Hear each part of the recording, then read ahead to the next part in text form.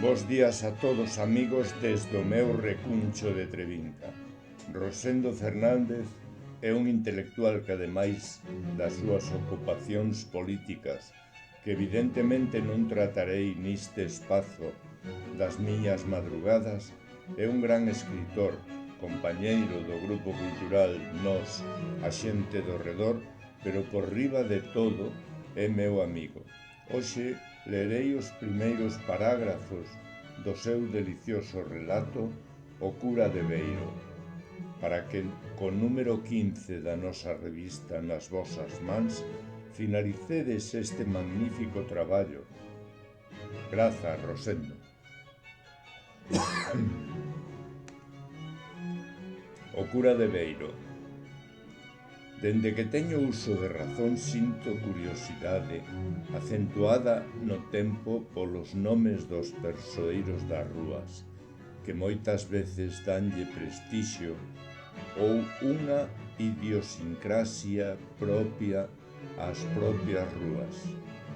Polo xeral, non sempre son bastantes desas rúas as que levan o nome de fillos predilectos ou non do lugar que se asentan. Así Ourense ten, non sei decirse moitas ou poucas rúas dedicadas a homes e mulleres dos distintos ámbitos culturais. Un destes persoeiro é Basilio Álvarez Rodríguez, o cura de Beiro.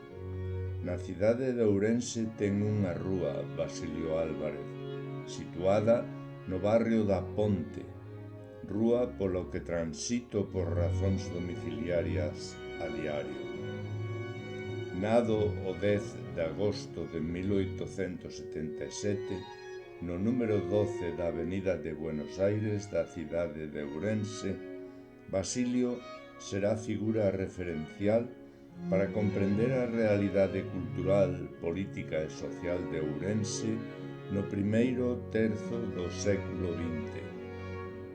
A figura de Basilio Álvarez é completa, pero existe un baleiro de traballos ao respecto sobre o cura de Beiro, polo que a Deputación de Ourense, a través do Plan de Publicacións, convértese no estudio biográfico fundamental, grazas ao traballo de Miguel Cabo Villaverde, que recentemente pon a disposición de todos a vida desmedida de Basilio Álvarez. O sentir xeral é que se trata dun libro que chega tarde, pois case 8 décadas que deixou este mundo. O impacto na historia de Galicia e na memoria dos galegos tería que ser xustificado dabondo nunha biografía moito antes. Queridos amigos, continuade a lectura deste precioso relato que nos regala Rosendo Fernández. Grazas, Rosendo.